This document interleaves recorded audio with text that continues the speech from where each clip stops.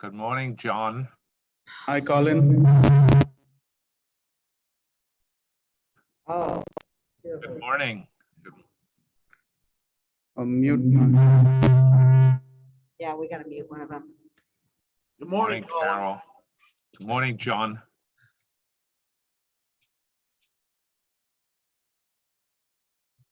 Carol, good morning. Unmute that one. Yeah. Wow, we got a special view there. There we go. Okay, can you hear us now? I hear you fine. Yay! John, can you hear them? Yes. Great. Okay, good, good. Got some more.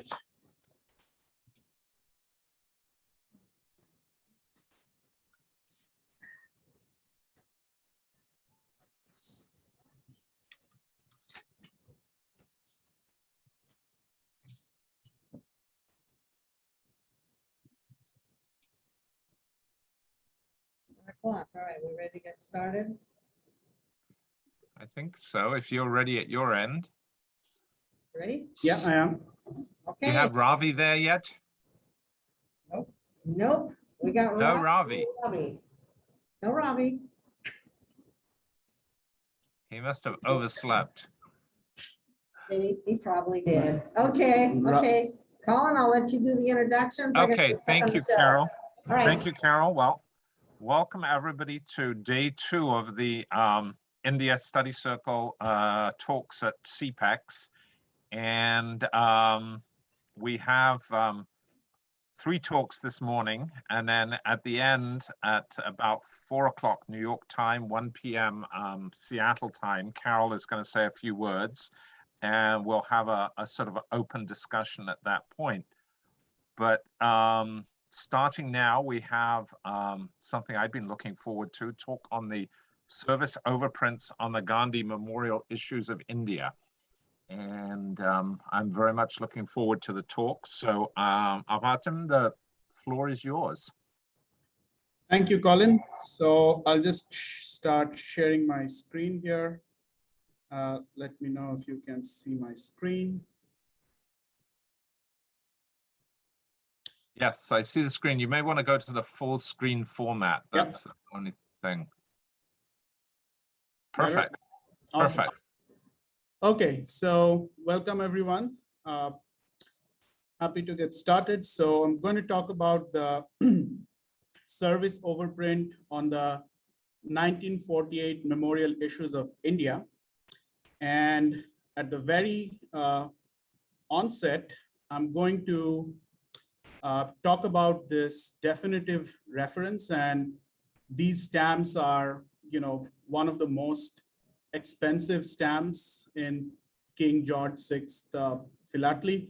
And once I started doing this research and talking to various people, it's a very sensitive topic to attribute a particular stamp as genuine or forged. So at the very onset, it's a statutory disclaimer that I'm a relatively inexperienced philatelist, and my baselines are copies of service overprints with BPA certificates.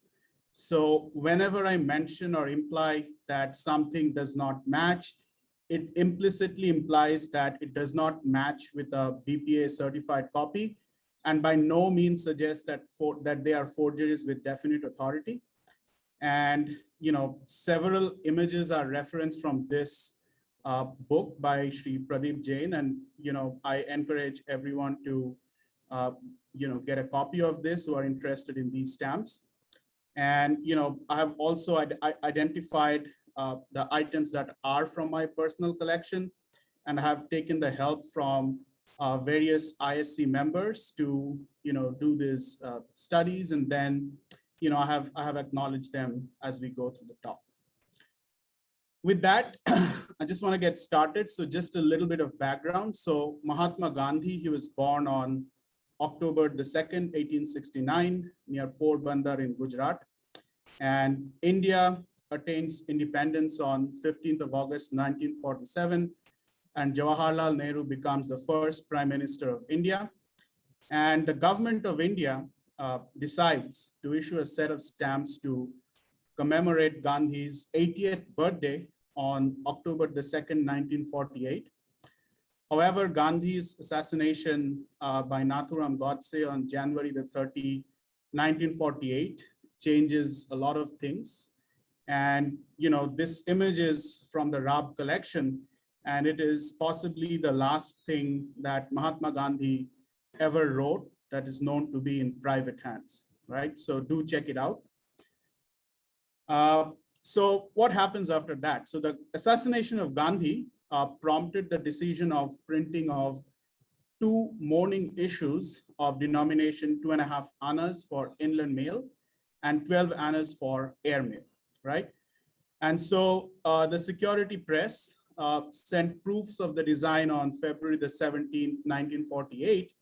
And Jawaharlal Nehru suggested that the inclusion of the word Bapu in both Hindi and Urdu in view of Gandhi's lifelong struggle to maintain peace and communal harmony. And this is a very important point here because by 1947, Urdu became the official language of Pakistan. It was a very sensitive issue to, use the words Urdu, use Urdu letters on an Indian stamp.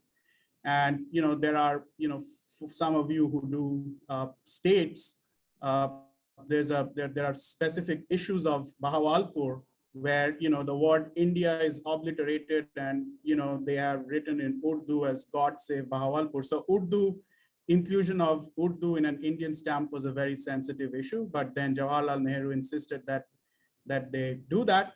And thus these were the, proofs that were sent to ISP. And on 12th of March, 1948, the press was asked to send revised proofs with the inclusion of a 10 rupees denomination. So again, these are the proofs and the images are taken from Shri Pradeep Jain's book. However, the first stamps of Gandhi were not Swadeshi. Again, that is again a very important connotation because Gandhi was a strong proponent of the Swadeshi movement, which really meant that usage of goods that are produced indigenously. So it's a bit of an irony there that due to the lack of availability of superior photogravure techniques to ISP, the first stamps of Gandhi were printed by Helio Courvoisier C'est La Chaux de Fonds in Geneva. And these are the stamps. So these are the numbers that were printed. So they are referenced in Stanley Gibbons as SG 305 for the 1.5 annas. They're colored brown. It's for inland postage rate, and 25 millions of these stamps were printed. SG 306, which is the violet one, they were used for foreign surface mail, and 2.5 million copies were printed. SG 307, the 12 anna stamp, supposed to be used for air mail, and they were printed. The quantity were 3.75 millions. And SG 308, which is the 10 rupee stamp, they are used for telegram and fiscal purposes. So as you can see at the top of the stamps, you have on the left-hand side the word Bapu written in Hindi, and on the right-hand side, the word is written in Urdu. And at the bottom of the stamp, you have Mahatma Gandhi, the date of birth and the date of his assassination are listed, the denomination on the right, and then the printer's name at the very bottom. Now, I want to make sure that you pay attention to this for those who are uninitiated, because these would prove to be very important while we dissect the service overprints as we go to the end of the talk, right? So again, so these specifications of the stamps, so the 1.5 annas, the 3.5 annas, and the 12 annas, they had the same dimensions of 3.29 by 2.25 centimeters. And again, this is from frame to frame. And the 10 rupees stamp was, of a higher, the length was 3.75, and the width was a little bit shorter. And what you are able to observe with these sheets is that if you get a sheet, every sheet had these at the bottom right, you had these plate numbers or the control numbers, and they are reference to the cylinders that were used to print these stamps. And some of you who know the photogravure technique, so they use cylinders for the printing of these stamps. And the number, so A1, A2, or the second letter or the number, not letter, number, was the that reference to the cylinder that was used to print, right? And this is what is found. So A1, so for the 1.5, 1.5 Anna stamps, cylinders that were used were from 1 to 6. The 3.5 Annas were 1 and 2. The 12 Annas were also 1 and 2. And since the 10 rupee stamp were printed in, it had two colors. So it had the background and the bust. So they were both printed with cylinders 1. And that is why you see that A11 and B11. That's the significance of these numbers, right? So moving on, the service overprint. So one of the things that one should be mindful of is that by 1948, India had not become a republic yet, and India retained King George VI as head of state, and C. Rajagopalachari, he became the Governor General of the Dominion of India, and he insisted on using Indian stamps instead of KGVI issues for official purposes. So these memorials, the memorial issues were then overprinted service by the letterpress process at ISP Nasik for the exclusive use of C. Rajagopalachari. And these were not available to the general public. And this is what an envelope looks like. And this belongs to Mr. Rajan. He has gracefully agreed to share the image with me. So this is what a genuine envelope looks like.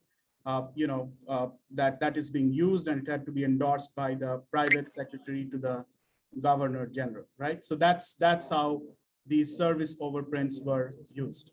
Oh, okay.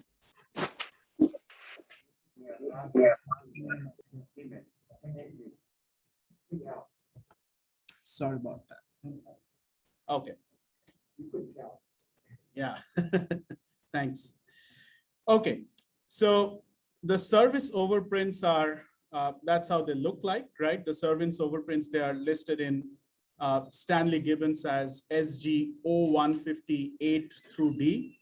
And 1.5 Annas, they were, the quantity that were printed were 15,950 stamps or 309 sheets.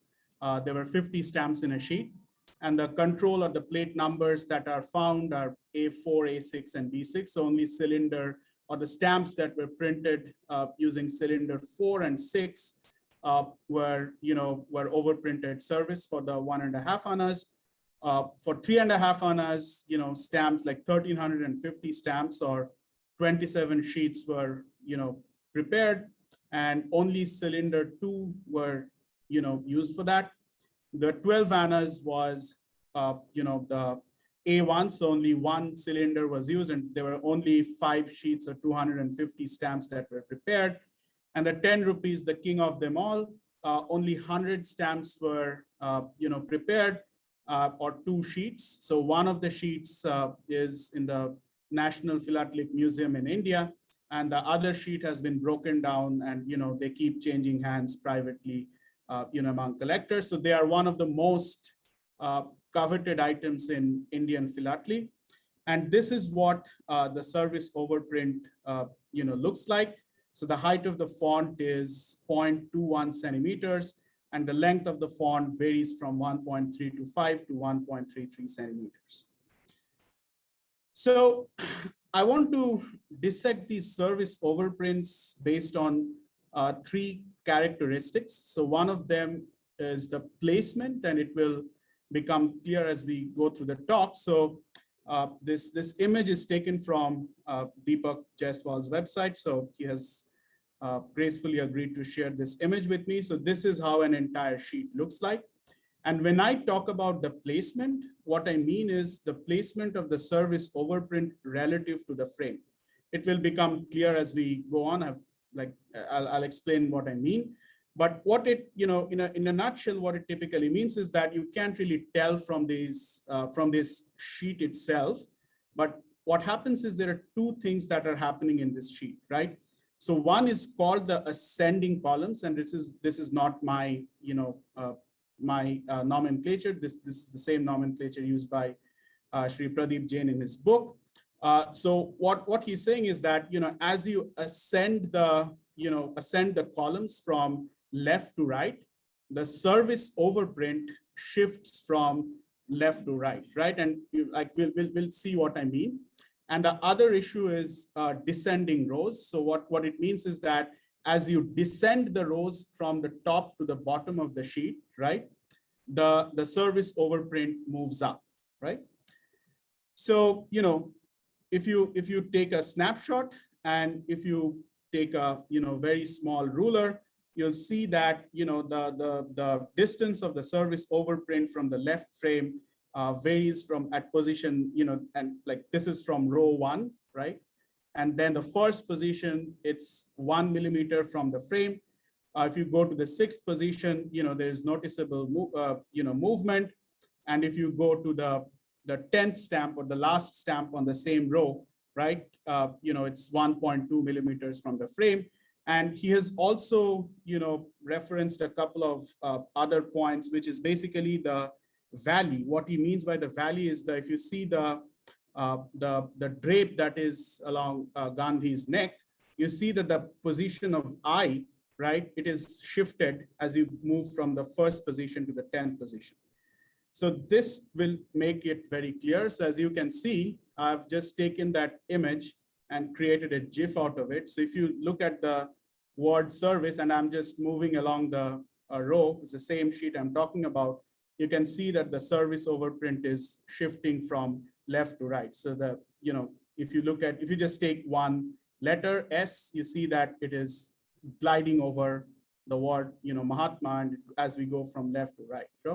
So this is basically the ascending columns, and there are 10 stamps that I've used to create this video. So as you can see, you can clearly make out that how the I is translated or like along the drape, or it crosses through the valley, as we move on from left to right, right? So the next part in this is called the descending rows. So what it means is that, as I mentioned, so as you go down the rows along a particular column, right, you see that the distance of the overprint is shifted up, right? And as you can see, the chin, it starts from 1.8 and it goes all the way to 0.9, right? And if I do that same image, right, that video, as you can see, as you go down the column, the service overprint goes up, right? You can clearly see that the distance of the service overprint shifts up as you move down the rows, right? So that's the first part. The second part is the analysis of the overprint, which is the font characteristics. And this is exactly what triggered my curiosity in this topic, right? So this is a block of 4 that I obtained some 20 years ago, one of the lowest denomination. It was a bit of a irony, because one of the things was the whole purpose of the service overprints were to stop using KGVI issues, but in this case, it's for the lack of a better word, it's a combination usage. So I was not very sure as to how genuine were these. And at the same time, I was trying to upgrade my collection with this particular example of the 3.5 annas, and it was mint, and it was offered on eBay for a very good price, right? So I said, why not? It's a fantastic item. It would be a nice upgrade to my collection. But before I made the PayPal payment, I tried to compare it with some of the ones which had the genuine, like the ones which which had a BPA certificate. And this is what I found. So this is a retro reveal analysis of the service overprint, right? So the first row shows the service overprint in question, and the ones below are, are BPA certified copies.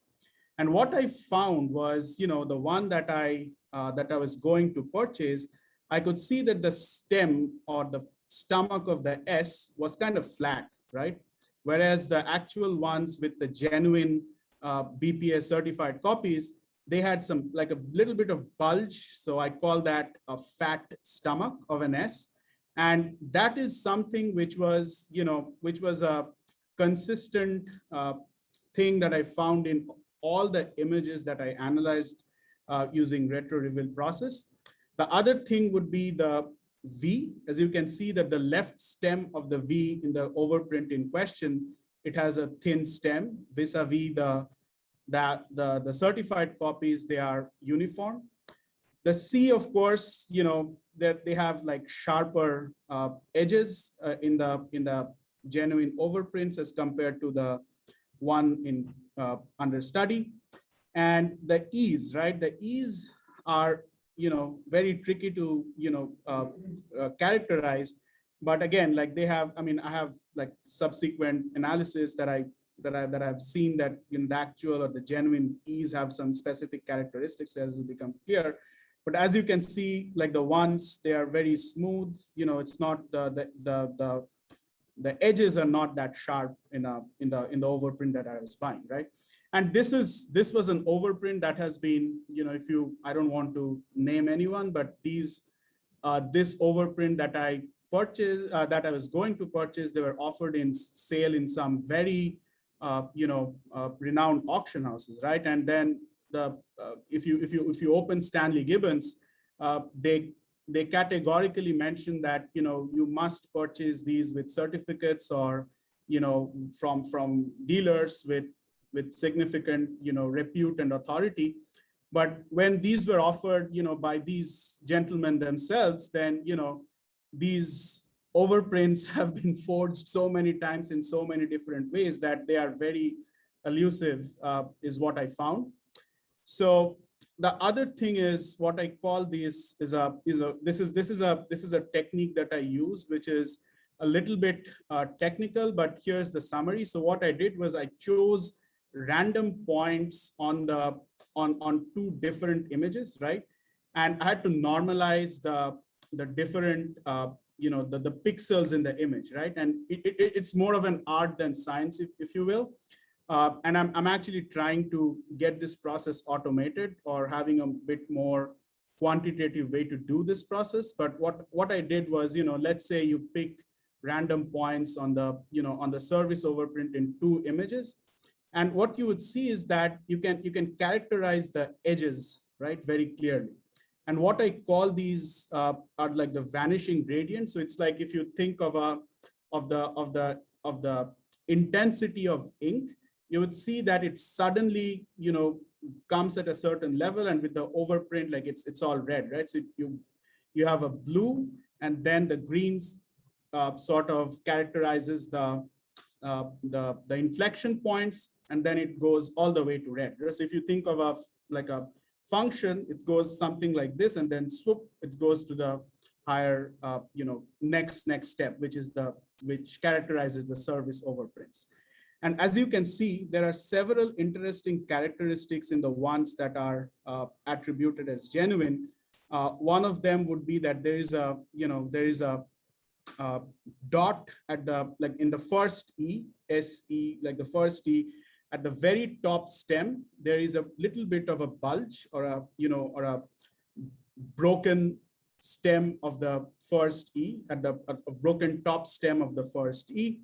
The second would be that we have like very sharp edges of the bottom stem of the first E, right? So that's one of the characteristics that I found in all the genuine copies that I could get images of. Whereas the one that I was looking at, as you can see that the bottom leg of the E is kind of slanted, right?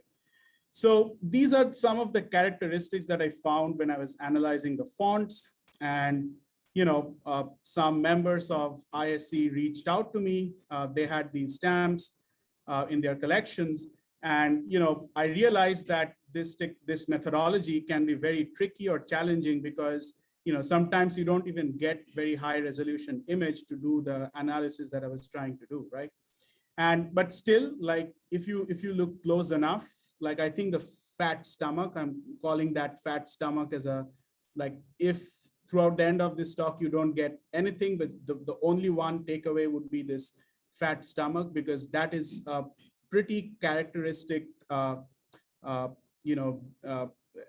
element of the actual or the genuine overprinted ones, right? So if you have a fat stomach in these S overprints with nice round structures, you will see that that is most likely to be genuine. So in this case, as you can see, there were several inconsistencies. Of course, there were surface scuffs on this.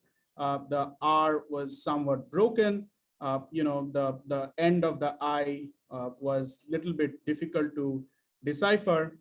But overall, if you are going to put your money on something like this, you can you would be somewhat confident of its genuineness of this stamp, right? Same here, right? This was probably a better scan that I was able to obtain. And as you can see, it has the broken inner edge of the first T that I was talking about. It has, uniform thickness of the V's, of the stems of the V's.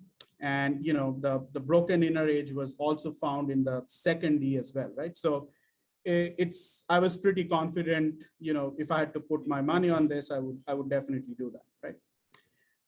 So again, this was the other stamp for the 1.5 annas. And again, the 1.5 annas are usually the lower valued ones. So, usually they don't come with certificates more often than not. But again, the fat stomach is a giveaway, right? So if you have a fat stomach, you can be somewhat confident that, what you're buying is rather genuine, right? Now, the third aspect of this overprint is the inking. And this is predominantly found on the 12 anna examples. So I got 2 images, one from Siegel Auctions and one from Jimmy Kapadia of ISC. And as you can see that there is a blur on the edges of the service overprint on the 12 annas. And I actually found them in a 3.5 annas on a recent auction as well. But this is very characteristic such that it gives more of a shadow effect of the word service on these overprints, right? Now, moving on, the analysis of the 10 rupees, of course, I never could obtain a high resolution image. There are only 2 sheets prepared. One of them is with the museum. The others have been broken. But of course, like as you might remember, the height of the frame was longer in this 10 rupees overprints. So of course, the distance from the top would be different from the lower valued ones, and the height of the overprint still remains the same, which is 0.21 centimeters, and you still have a fat stomach on the E's, like on the S, if you look at it very closely, right? So I tried to verify the ascending columns theory with these with this pair of 4 that was offered in Stanley Gibbons a few years ago, and sure enough, like it still has that that translation or the ascending ascending columns thing going on for the 10 rupees overprint as well. So that's about it. So in summary, the service overprints of the memorial issues are one of the most coveted items in Indian philately. And we dissected 3 features of the overprint. One of them, the placement, which has already been, studied in detail by Shri Pradeep Jain. I just, hopefully I was able to clarify in a bit more detail than what was there in the book. The font characteristics, which is something that has become more of a commonplace thing today that, you buy all these different things, all these different overprints, especially for the lowest denomination, and you just don't know what you're buying. So be careful of that. And like I mentioned, just the fat stomach of S is possibly an easy way to distinguish an overprint that matches with a BPA certified copy.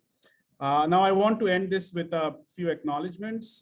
This is the first time I'm doing this talk. So firstly, thank my father who got me the first, the 1.5 honors overprints.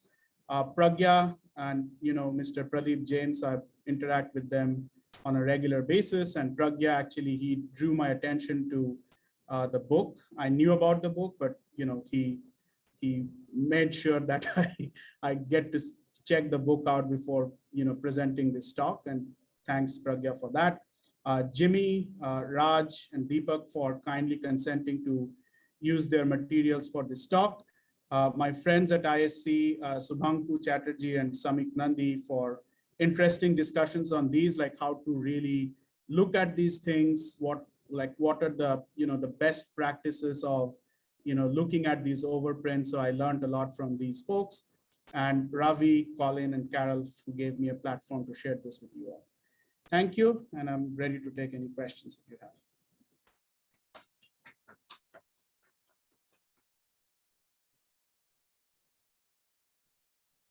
Well, thank you.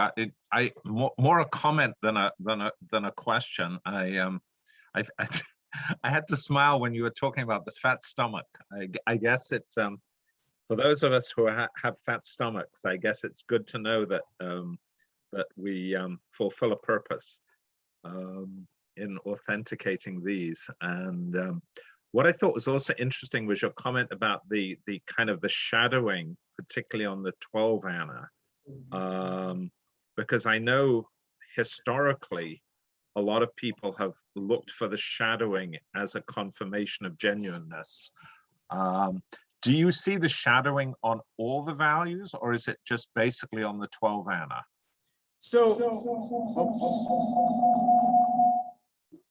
Okay, so the shadowing is like of all the 12 Annas that I have seen so far, they have this shadowing effect, at least in some magnitude, right? For the 3.5 Annas, I've seen only one copy that was offered, I think, in the Harmer sale, I believe, earlier this year, that had a shadowing effect, and that was pretty prominent. I can probably share, I know the guy who got it, so I can probably share an image in an article that I'm planning to write. But in the 1.5 Annas, I haven't seen any shadowing, and I've seen a lot of examples, and they were printed in bulk, and I haven't seen much in the 1.5 Annas. But 3.5 Annas, I've seen one, and 12 Annas almost, all the examples. And 10 rupees, of course, there are two that were there on sheets that were printed only. Right. What was very interesting with the strip of 4, of course, is that was the first clear examples that came from the top of the sheet. All the other examples, or certainly the majority of them, the bottom right corner that's in the Royal Collection, yeah, the bottom left corner, and the bottom margin ones, most of the ones that had been on the market until this top strip were all from the bottom of the sheet. Right. This was the first group that were unambiguously from the top of the sheet. Right. Which was very interesting. Yeah.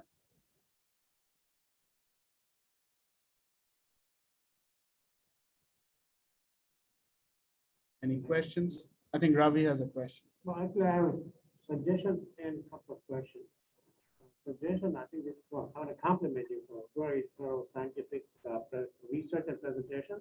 It clearly shows you have technical and engineering expertise, and that's wonderfully used. So I really want to compliment and admire you for that.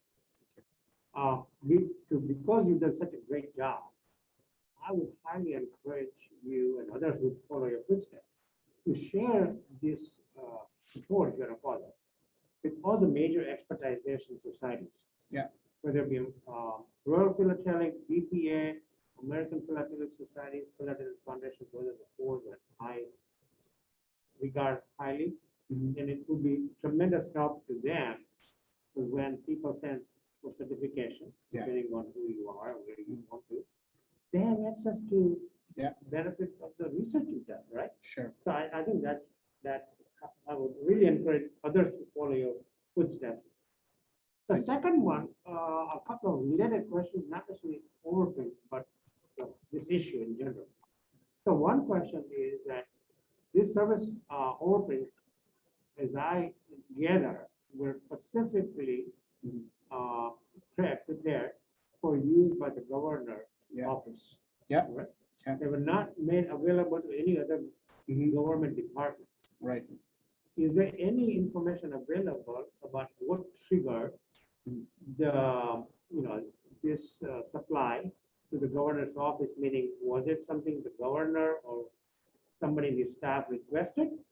Or Here- was it that the post office department or ministry said, oh, we really need to demonstrate its use? No, it was actually requested by C. Rajagopalachari. was, okay. Yeah, and there would be, and there are some, there is a, I don't know, I mean, Raj, you can confirm that, but He's our second. yeah, expert. no, he is the best. I'm learning No, from him. both are But good experts. what I'm trying to say is that there are certain, I'm not sure if they're rumors or real Mhm. references, but actually Raja Gopalachari, he wanted to sell these stamps to the common people Oh, at 100% premium because he wanted to use the proceeds for the welfare of the Harijans. okay, So there's sure. some talk around that as well. I don't know, like if that is true or false, but then, there are numerous letters, probably, if Raj has some of them where they say that, I cannot, these Yeah. stamps cannot be, I cannot give you a copy of the stamps. Multiple people requested, but they sent letters saying that, okay, you know what, I can't send the stamps, but there's one on the envelope that you can Sure. keep for your collection. So So, that's a fascinating insight that I never knew, that he requested for the purpose of fundraising for Hurricane. Yeah. I think it's a very fascinating element that's overlooked, at least in for my limited knowledge. And so what that also means is what percentage of the supply, mhm, I'm assuming that except for those that kept for archival purposes Mhm. of the, museum and so forth, how many of those were really used by his office Mhm. for, Yeah. their personal use of the official yeah, use, as opposed to mhm, those that were really offered at whatever premium Yeah. to raise the funds? Yeah. Is there any information on that? yeah. So, the question is, now we know that these were, some of these stamps were issued by or used by Governor General. So the question is, how many examples are recorded? So I think, Pradeep Jain in his book, I have the book I can Sure. share with you later, but I guess about 10 or 15 examples of these envelopes or who they were addressed to are recorded already. Mhm. And in terms of how many were on sale for fundraising, there's no official record on that. Right, And that's why I mentioned it's not really it's more of a conjecture okay. than or a hypothesis rather that needs to be researched and proved rather than something that exists in literature. Rajan, do you have any more insights on? Yeah. Not more than what's in Pradeep Jain's book and what we had in our Gandhi handbook. The last question I have, I'm sorry I'm hogging the time, are any 10 rupee overprint stamps non-postally used? Not that I have. So there was on this. truly Yeah. just used for fundraising or for dignitaries, as opposed to a lower denomination that Yeah. really did serve the purpose for postal use. I mean, 10 rupees at that time had like even the regular stamps, like they're only fine like fiscal or telegram purposes. Like there are no, like postal usage of that denomination. I recall vaguely somewhere I saw it may have been used in the parcel. Yeah. No, it has been That was used, the but that was true- overpaid, of But course. that would be the true. Yeah, yeah. Commercial usage of 10 rupee would be on a parcel. Yeah. There was one like we offered very recently at Rasdale auctions. They had one stamp of 10 rupees that was used on a letter that was sent from India to New York. Oh, wow. But but that's Of course, that was overpaid. I mean, There's philatelic. it's philatelic, yeah. Of the entire set and Oh, first. yeah. Yeah. Souvenir. Not Thank you not so much Yeah, it's commercial. interesting, one of the 3.5 months you showed, Yeah, it wasn't even a Governor General's cancellation. Like this this one, yeah. yeah, this one there is, yeah. You don't even have to look at the overprint. Yeah, Why is yeah. there an overprint? Yeah. So Or that something that- cancellation is not from the government. But I think it's Del. I can read the word Delhi on this Yeah, but cancellation, that doesn't mean it's Yeah. governor, probably. right? Yeah. I don't know. Yeah, it's too smart. I mean, you can see Yeah. the Governor General's cancellation. Yeah, You're clear, right? But they're not Cancellations are very often clear. used Yeah. compared to the Yeah. postal cancellations. that and we- the other thing is this one, right? The one in my personal copy as well, right? You have this, Yeah. a KGVI stamp on it, right? So how, like, if the entire purpose was to stop using this KGVI, why would the Governor General's office use that, right? I mean, that could be one. That's I all- don't know, but That's speculative conjecture. of course, yeah, that's speculative. That's a conversation over beer, I think. Yeah. But, so are any of the lower denominations used from governor's office to foreign destinations? Like Raleigh? Should be. I think there are, right? Should be, right? Yeah, I think there are. I've seen at least one example. Yeah, but that's not common, I would assume. No, of course not. Yeah, well done. Even the drawn as well Yeah. is meant for foreign. Yeah. Postal rate. Yeah, yeah, man. It's fantastic presentation. I'm learning so much from young people Thank you. that I'm lucky to be around you guys. There aren't any questions, Colin. I'll just sign off then. Yeah, I think we've exhausted the questions. I mean, I still think the story of how the 10 rupees came on the market, there's still a big Right. cloud over that. And this strip of 4, when it came on the market, is very perplexing. Where had this strip come from? Mhm. Where had it been? And how does it relate to this possible, and I use the word possible, idea that they were sold to raise funds for charity? I mean, it's a very strange piece, this strip. I mean, it's what the history is, where it came from, when it came on the market, how it came on the market. I mean, it opens up a lot of questions to which we just don't know the answers. It's a provenance issue, right? What was the provenance of this? Yeah. Item? But people should have. Yeah, of course. I would think. I mean, it begs the question, where is the rest of the top row? And And are there any blocks known? there's one block in the Royal Collection. Royal Collection. This is the only multiple of the 10 rupee in private hands. It's only the second multiple that's shown up, the first block in the Royal Collection. And when this was sold, there was also the block of 8 of the 12 anna, which I believe is the largest multiple of the 12 anna. It had the tissue leaving stuck on the back, because of course many of these stamps have the tissue interleaving stuck. Most of the sheets of the 1.5 anna, the tissue interleaving is stuck on the back, because of course Courvoisier weren't used to dealing with hot, humid climates. Yeah. And so the choice of the tissue interleaving was not a good one. Anyway, Apatim, thank you very, very much for certainly a very revealing talk. And the thing which I found really interesting but very informative was the kind of the video of the movement of the service overprint. I mean, that was incredibly helpful to understand how the overprint moves on the sheet. It's certainly much easier than looking at a still photograph. I guess we have a couple of minutes before our next talk. So for those of you who want to do some other things before we have Raja's talk on the colonial Indian mail, for those of you who are online, as we had yesterday, we need to log out of this meeting. We need to leave the meeting and then re-enter the new meeting through the link on the website, the title. So if we can all leave the meeting, and then that'll give us a couple of minutes to re-log in for the next talk, which will start in a couple of minutes. Thank you. And the meeting.